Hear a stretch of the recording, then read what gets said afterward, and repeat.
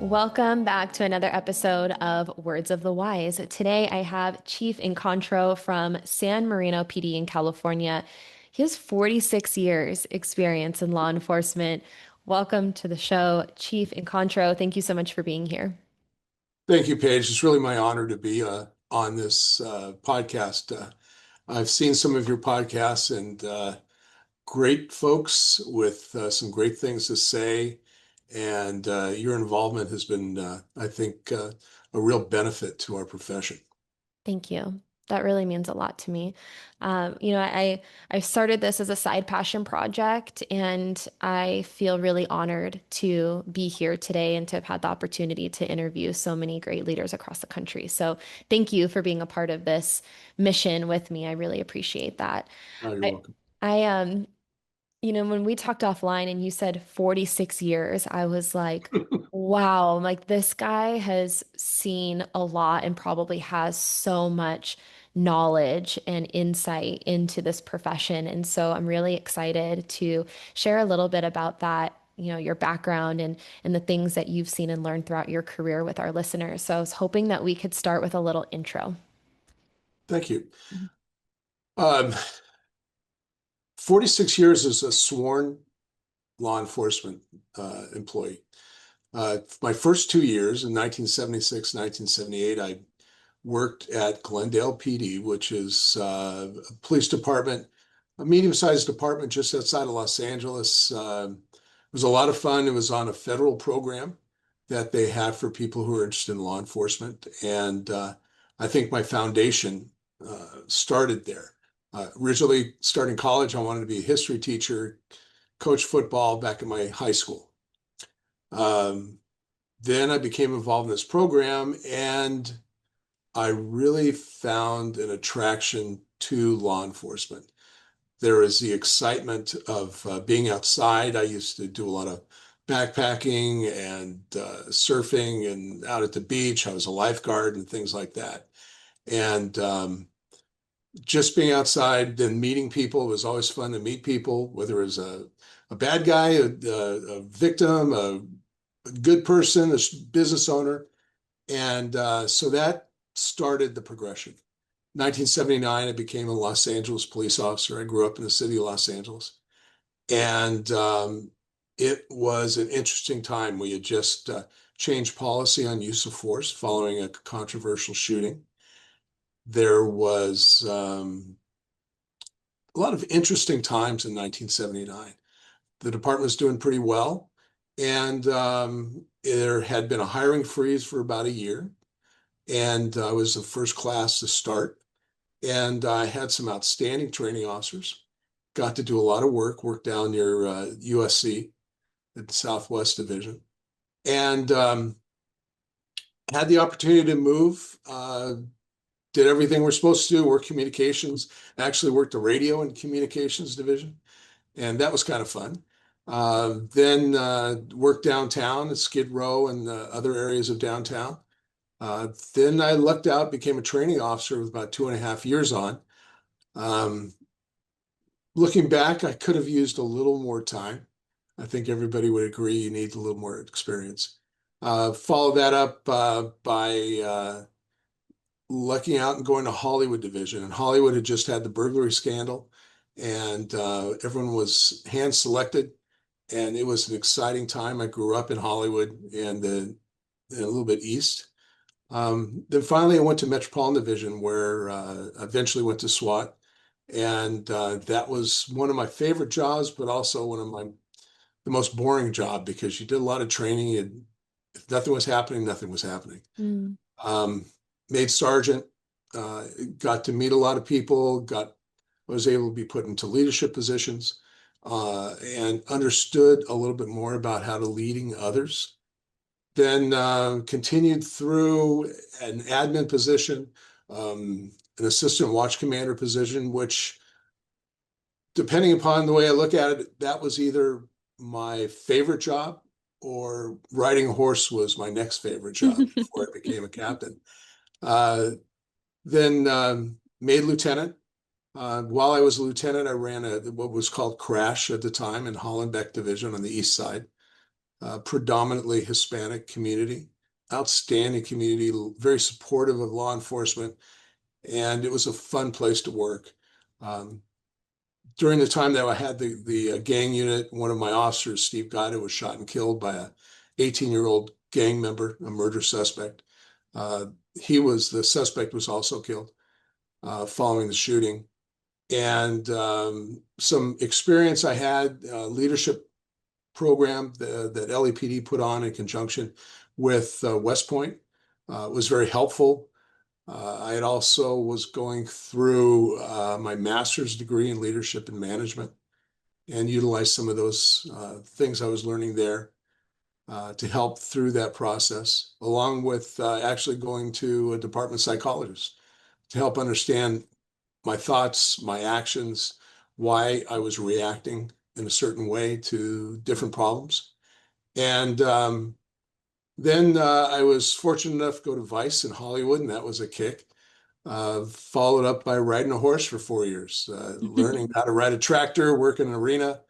I'd never really ridden a horse, and policing on horseback is probably the most exciting and most fun I've had. Um, I was told I can't succeed if I want to be a captain, so I got to quit being a sheriff and a rancher. And I went to our force investigation unit, ran one of our admin units over there, and where we investigated officer-involved shootings, death in custody, injury in custody, things like that. Became a captain, served in two patrol divisions, was then the captain of training division, went back to Metropolitan Division as a captain, which had been my dream, I think, and I felt I was most successful. And then my last assignment was with the bomb squad hazmat unit and the bomb canines that work in the airport and also throughout the city. And it was about that time that I was at 35 years on. I thought, I can do something else. I want to try something, a new challenge, and the opportunity to come to San Marino as a police chief um, came up and was lucky enough to be selected. I've been here in December. It'll be 11 years. And it's been an exciting experience. It's very different with the small number of officers. We have 32 sworn and about 12 civilian positions that are part-time and full-time. Community is wonderful here. It is extremely supportive. We have little, if any, violence, a lot of property crime. And for me, getting away from the violence has been a good way to have a second part to my career. Thank And you. that's it.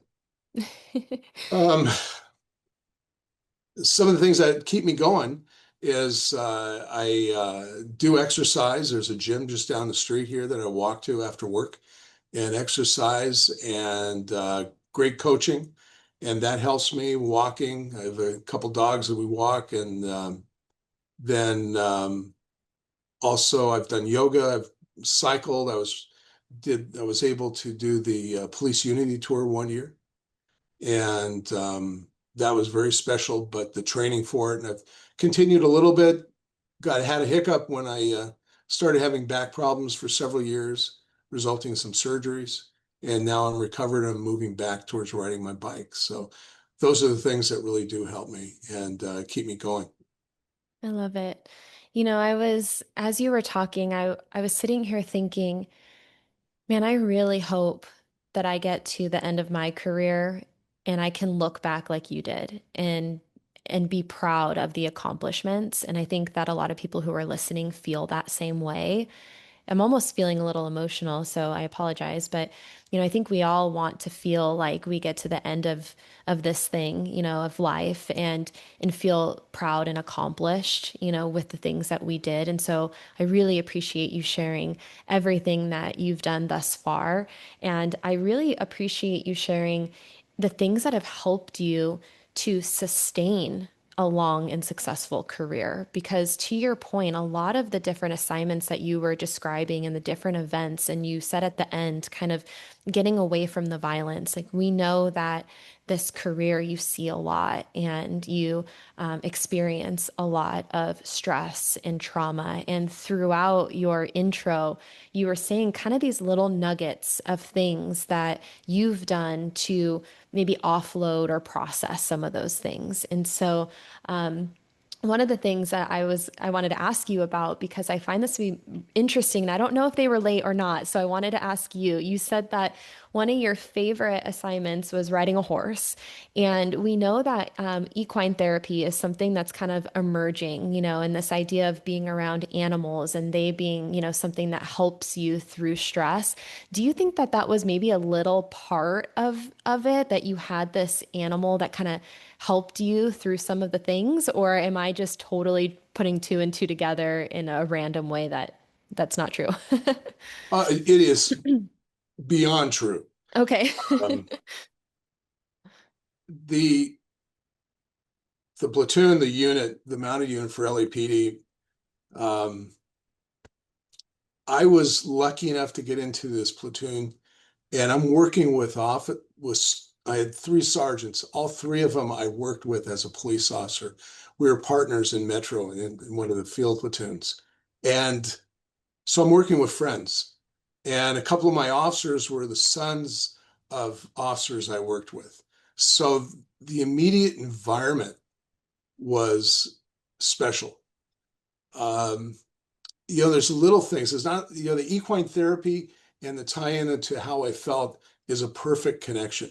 Um, Even my doctor said, "Wow, your blood pressure is really low. What are you doing?"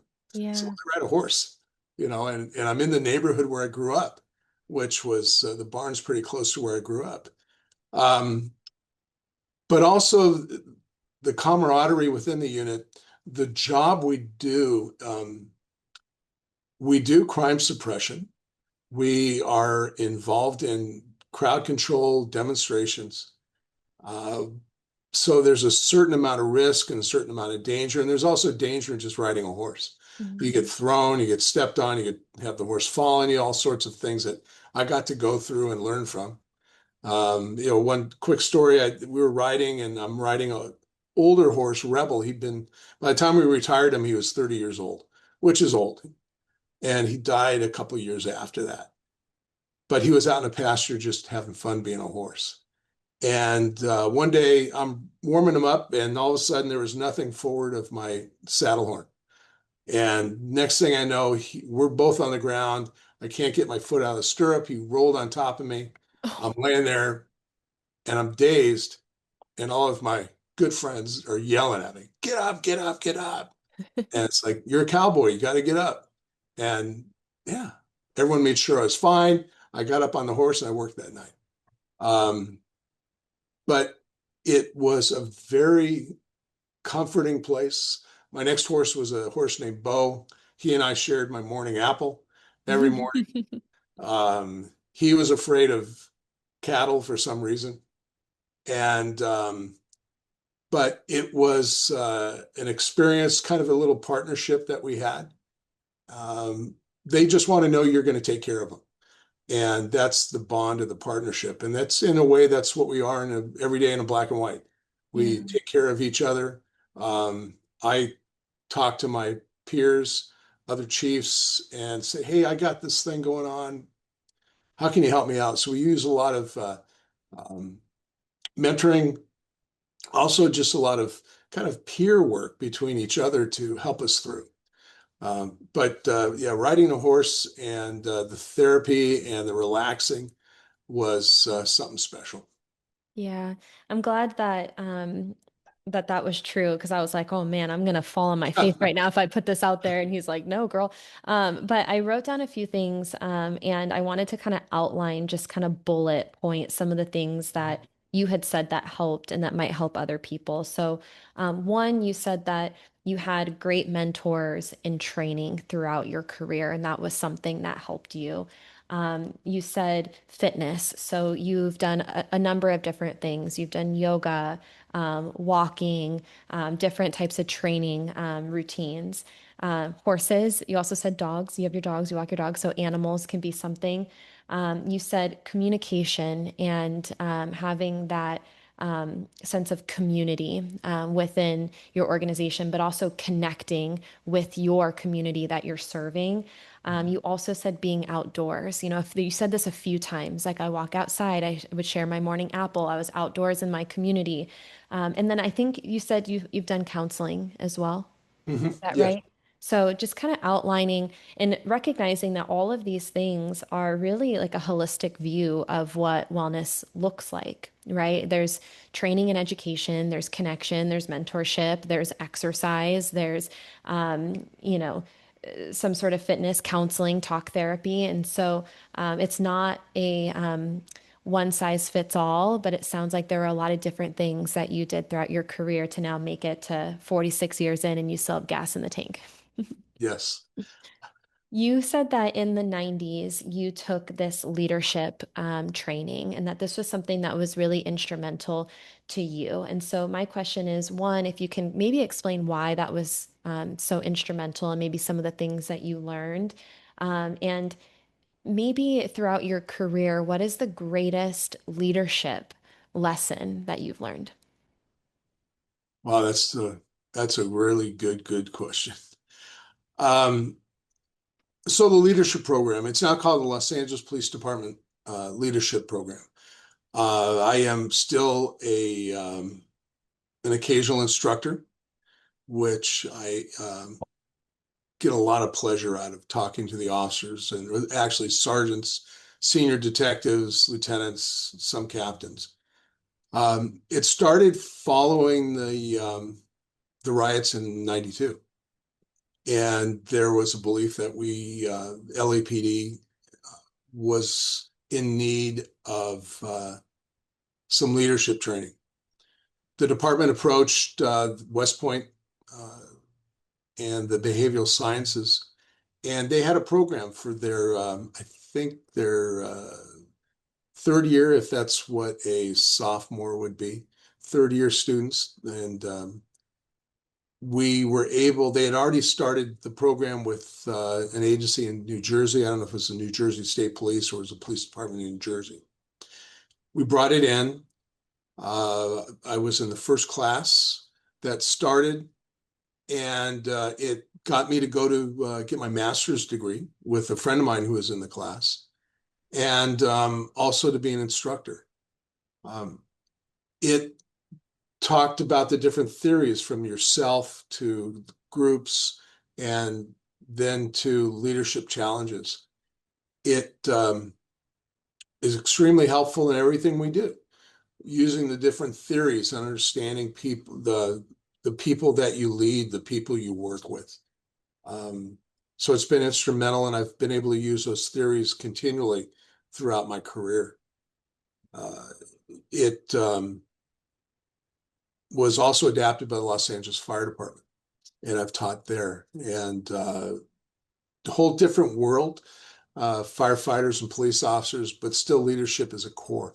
And working with your people and communicating and helping everyone understand what you're trying to accomplish is the core of this program. And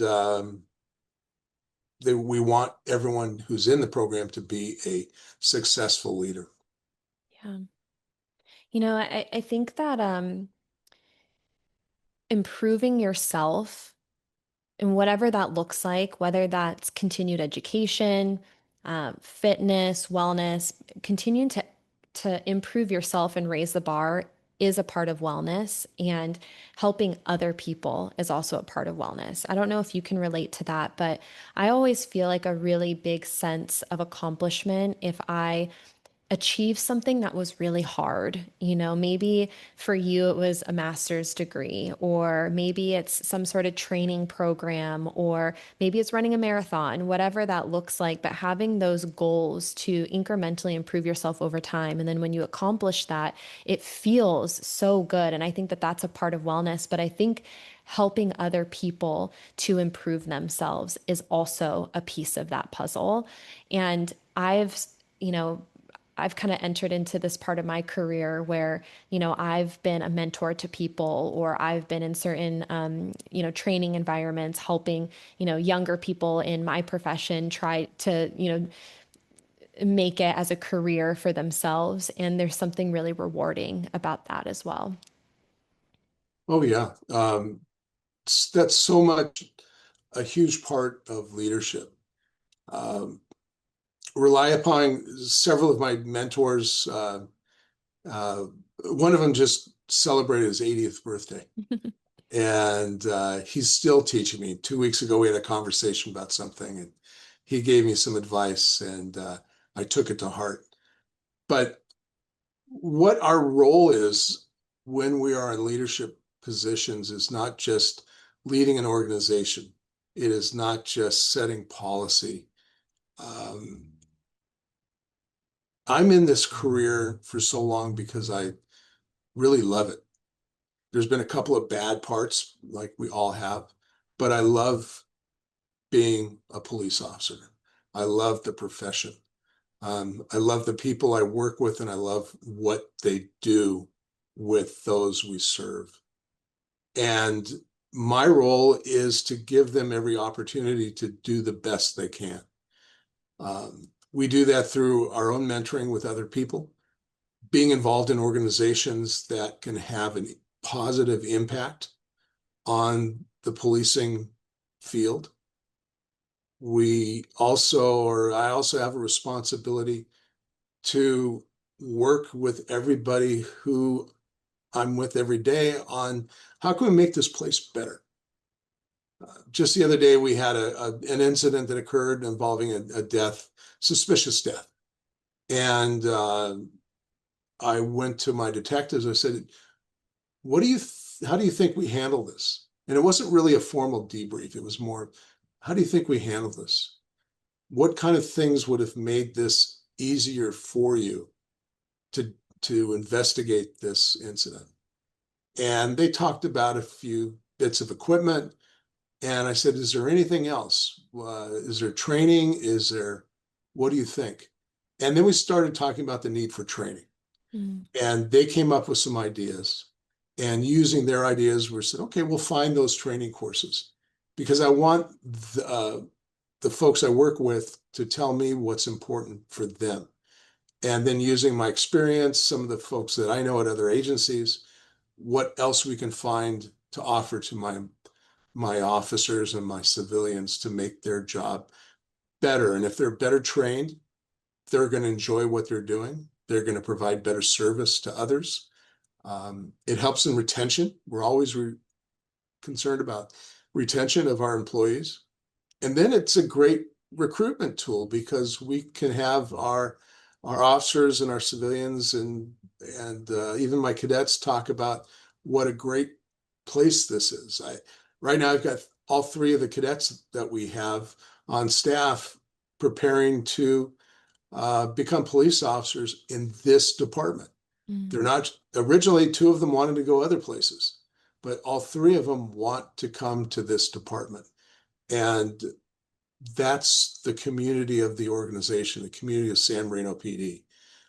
By listening to each other and working with each other, and each of us being leaders in our own right.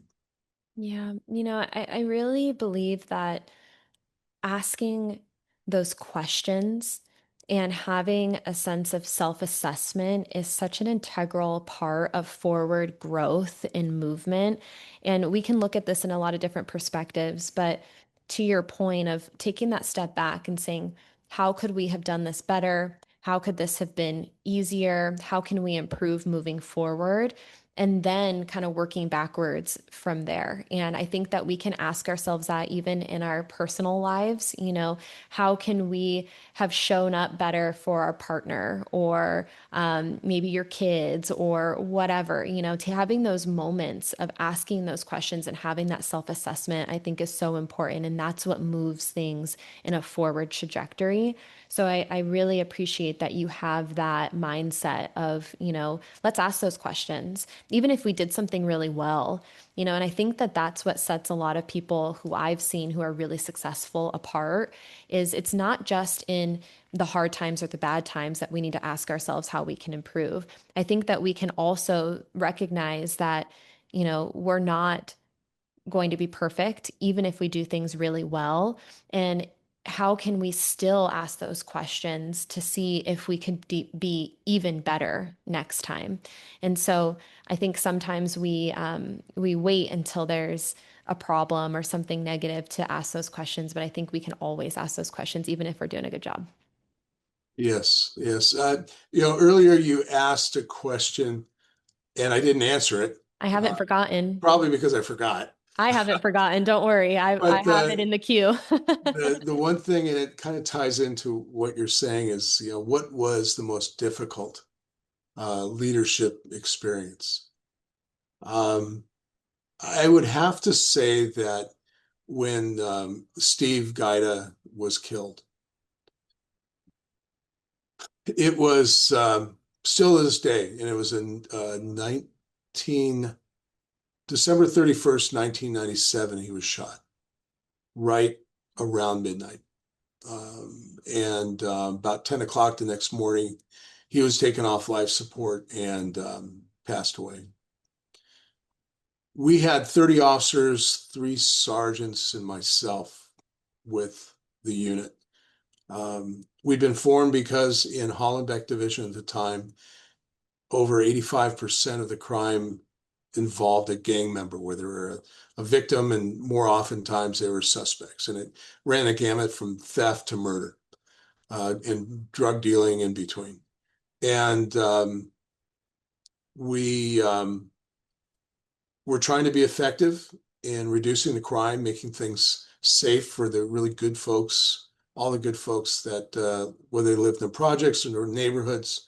And it was important to my captain. It was, I think, Captain Rich Gonzalez at the time. The unit was formed. Everyone was hand selected. At first, we didn't want Steve. And there were several of the senior officers that said, no, we really do need him. Yeah, but he's just getting off, taking some days off for something he did.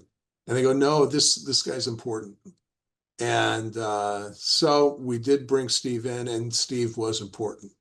He was the kind of guy that kept people together.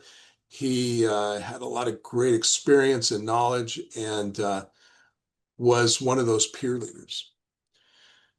It was a lot of fun.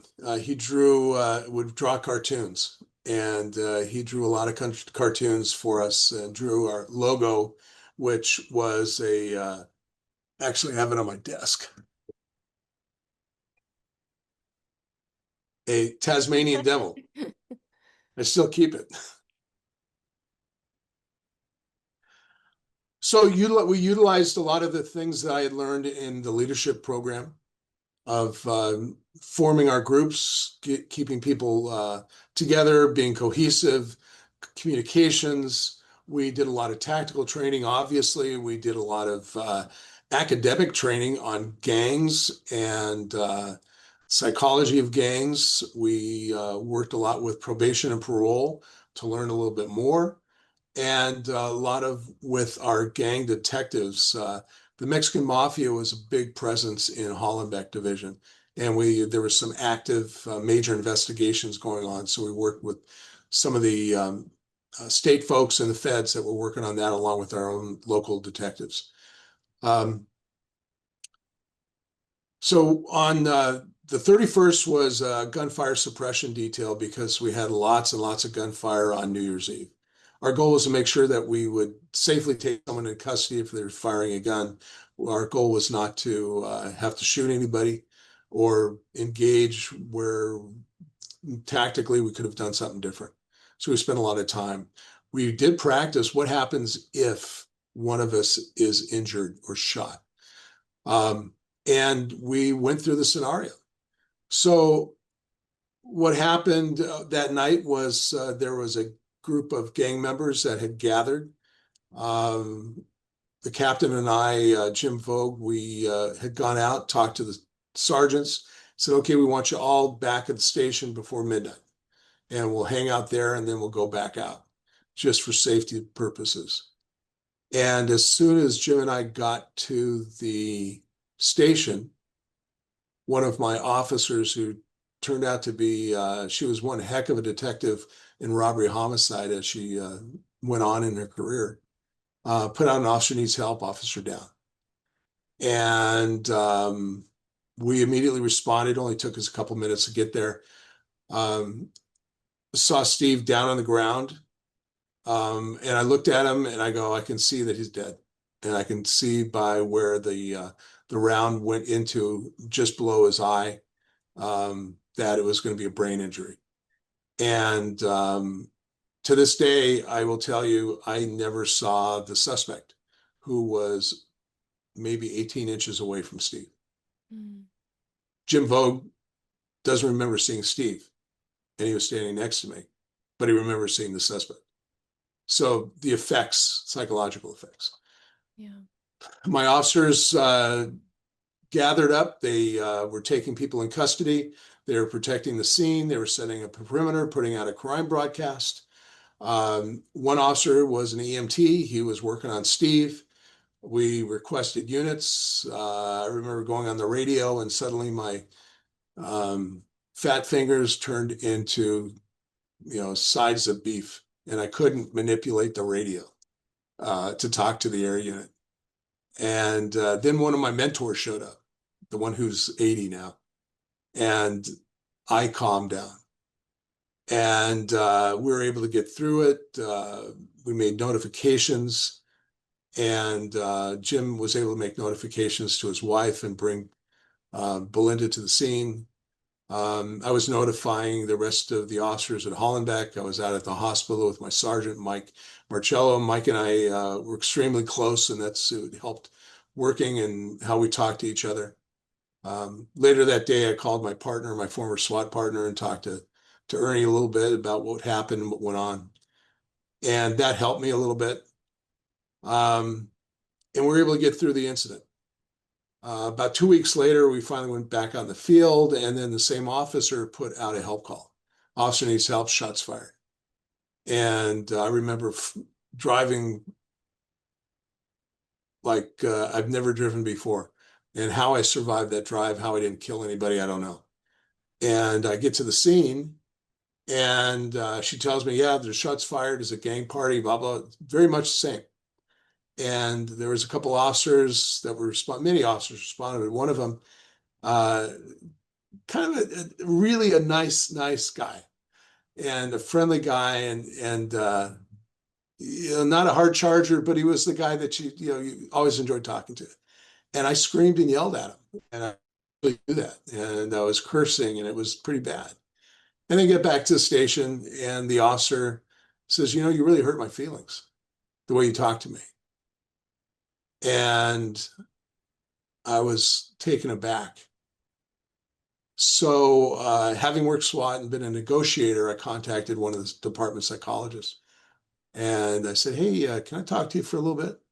And we had a couple of formal meetings, probably about 3 or 4 meetings. Talked about what occurred, talked about reactions, talked about dealing with grief, dealing with stress, um, impact it has on you and your family. And I ended up a couple years later teaching a line of duty death class. Mm. And during the class, I talked about all the little things and the big things that we went through. And at the end, I said, how many of you know that I went to the department psychologist? No one raises their hand, because there was, even at that time, um, about going to a psychologist to help you through different traumas and things that you um, see and live through. And I said, you never have to worry about anyone talking. Two of the people that were inside there on the staff are friends of mine, on duty, off duty. No one knew about it. Actually, they used to put you in a waiting room with everybody else, and you're just kind of awkwardly staring at each other, like, what did you do? Why are you here? And they don't. Luckily, they don't do that anymore.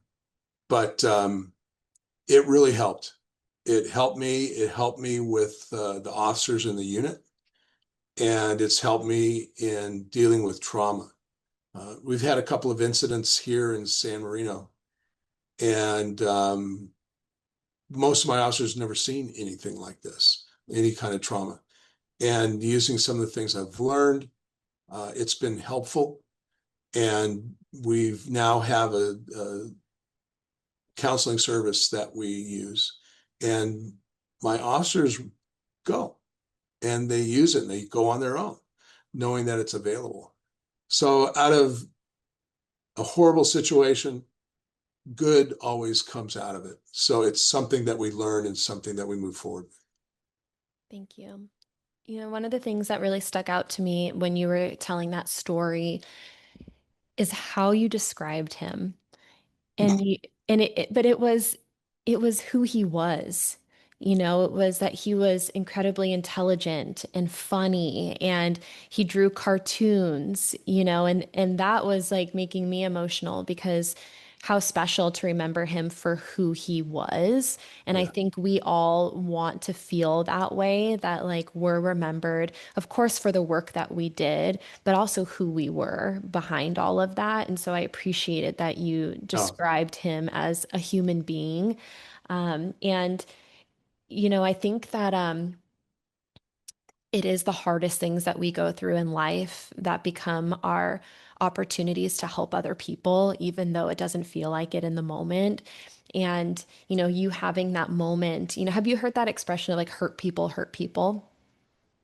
yes. And so, that was what I thought of when you said, like, after that whole situation, you came up and you were yelling at someone because you were hurting. That was something that impacted you deeply. And now, that's kind of that emotional lashing out that happens. And so, I'm so glad that that individual had the courage to look at you and say, "You hurt my feelings," because I think that that is extremely courageous to have that ability to say, "Hey, like I didn't appreciate that. That hurt my feelings." And then for you to have that, you said it kind of took you off guard and you took a step back and you had that self-assessment of like, okay, why did I do that? Right.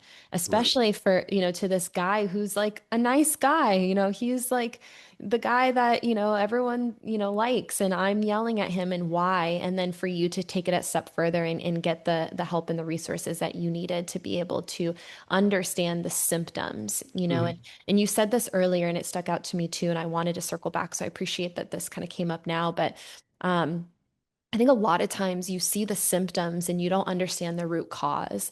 And so when you see people who are, maybe responding to a situation in a way that's out of the norm, or you see them kind of lashing out, I think sometimes that question has to be, why are they doing this? What happened before? What is that root cause for that symptom? And so, thank you for sharing. And I think the more we can have conversations like this, the more we can start to break that stigma and understand that, like, if you went through that situation and it didn't impact you, I think we would be questioning why, like that would impact anybody. And so for you to say, "Hey, like that impacted me and I needed to go talk to someone and it helped me. And because it helped me, now I can share that with other people and make it more normal so that they know that they can also reach out to those resources if and when they need it to help them." And so it becomes an opportunity to help others and to break stigma. One of the things that you said to me that was really impactful when we talked offline was this idea that, a lot of people maybe don't seek resources or ask for help because they don't want to feel like they're flawed. And the question that kind of popped in my head when we had that conversation was, how do you accept imperfection in a career in a community that expects perfection from you? Thank you. Great question. It's, I think over my career, I have been fortunate to have the opportunity to work some outstanding assignments. Just the fact of being a police officer, Los Angeles police officer, now San Marino police officer. that there are people that expect you to be perfect. And in working some specialized units, they expect you that you're never going to make a mistake. Well, there's obviously the premise that if you don't make mistakes, you don't learn. We don't want to make critical mistakes that result in loss of life. Um, but there's other mistakes and there's opportunities to make mistakes. And you have to be able to accept, as a leader, to accept that people are going to make some mistakes. There was a great deputy chief that ran our internal affairs unit, Mark,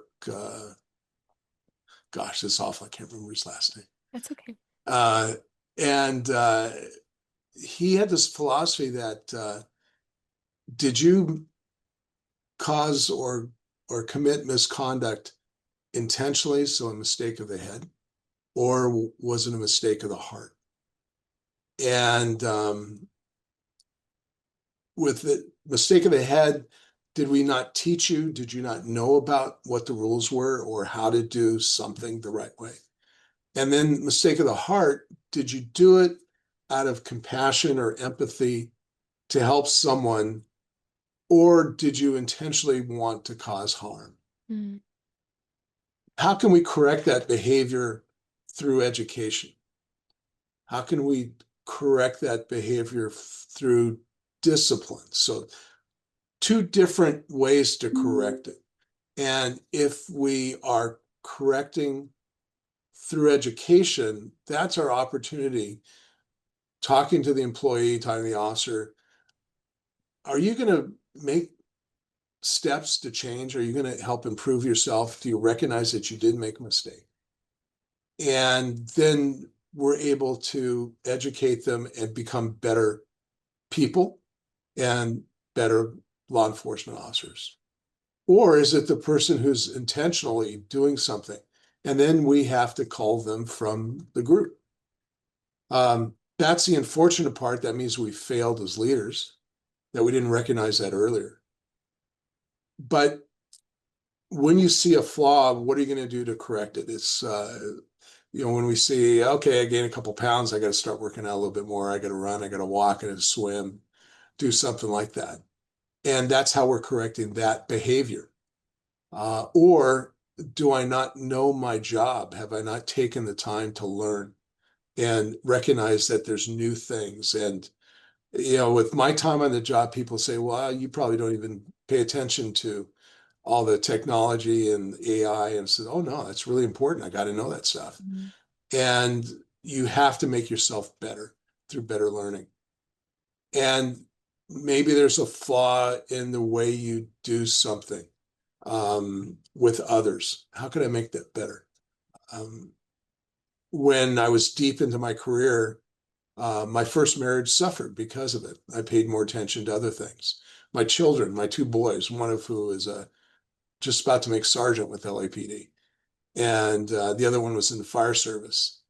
And I neglected them, but I corrected it later on, and it has been a much better life because I've recognized that.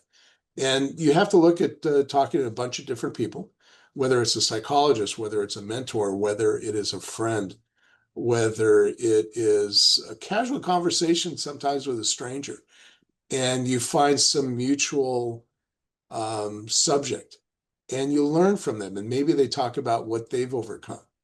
And I have no problems talking to people. I talk to people every time, everywhere I'm at. Whether I'm in the grocery store line or the air, waiting to get on an airplane. I don't really talk to people on the plane, but waiting in lines, I like to talk to people. And that's always helped me. And I always tell others, just take the minute to talk to someone. Um, Talk to a little kid on the street, bend a knee and talk to them. And you're going to learn something about them. And you're going to probably learn something about yourself and see that, especially the interaction with a child, which is one reason why I respect police officers, because that happened to me when I was 8 years old. Mm. Uh, you get an understanding of someone and maybe you understand their problems and you listen to them. And that short conversation, that short period of time that you listen to someone, you do improve and you do learn and you do recognize your flaws and see what you can do better.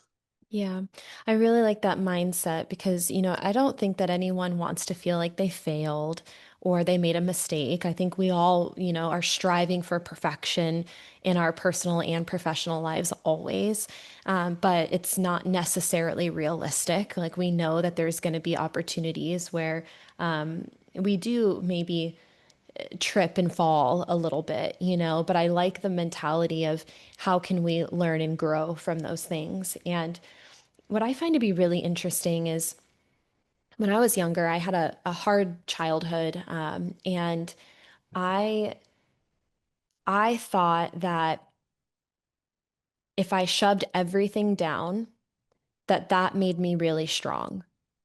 And, as long as no one saw it and I postured up and I kept going and I had this impenetrable wall, which ended up hardening me over time. I was actually really reactive and nasty, and it manifested itself in really negative ways for me long term. But in my mind, I was like, if I shove everything down and posture up and act like nothing happened, then that meant that I was really, really strong. I wasn't weak. And then what I realized is like that was my biggest weakness of all. And I think that, maybe maybe I never would have realized that unless I experienced it. I don't know. Maybe if I had someone who's a mentor who talked to me early and warned me about that, maybe it would have made things better. But unfortunately, my whole life had to kind of blow up in my face before I realized that that was my weakness. And it is so much easier to ignore problems. It's so much easier to shove it down, to escape, to numb, to avoid. That's the easy part. And to me, that's the weakness, right? Because we're just like, oh, we'll put it in the closet, we'll shut the door, and it'll be fine until it, overflows and the door pops off, and now it's not fine. And now my perspective is so much different. It's like the strength is in the ability to improve yourself. The strength is in the ability to tackle those things head on, and whatever that means to you or whatever that looks like for you. Obviously every situation is going to be different, but instead of ignoring it, how can we process it? Instead of avoiding it, how can we work through it? Because the only way out is through. We're going to have to deal with it at some point, and it could be now or it could be later. And usually when it's later, it's a bigger problem because it festered, right? So I think that we kind of have to switch our perspective on wellness and failure and growth and weakness and understand that it is so strong to process things, to work on yourself, to try to improve yourself. Like that's the strength and courage. It's not weak at all. It's not a flaw, it's not a weakness to need those resources or to want to continue to keep going to improve yourself. Yeah, Paige, that's really powerful. That example of what you learned through your own experiences, um, kind of a connection to law enforcement is um, we have to have this persona that, like you said earlier, everything's perfect and we can handle anything. And we used to tell people, all right, you saw that was a pretty ghastly murder scene. Put it in a compartment in your brain and just leave it there and it'll never pop up. Well, it pops up at 3, 4, 5 in the morning Yeah. and it never goes away. Um,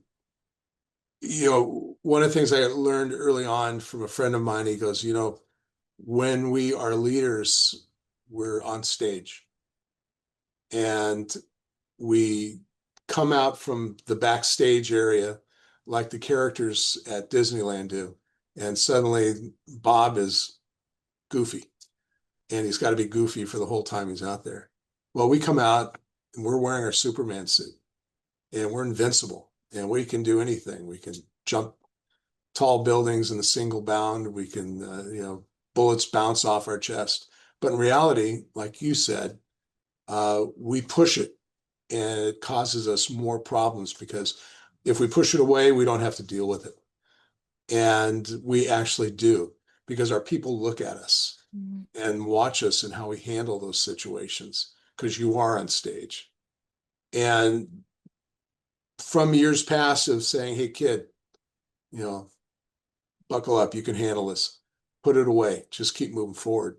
We now look at it and listen to them, watch how they're handling a situation, make gentle inquiries on how are you feeling, what's going on, how are things at home, this is really tough, and encouraging people to use our counseling service or the counseling services that other departments have, or talking to a religious advisor if that's the best thing for you, or your mentor or other friends, people you've relied upon in the past, your support system.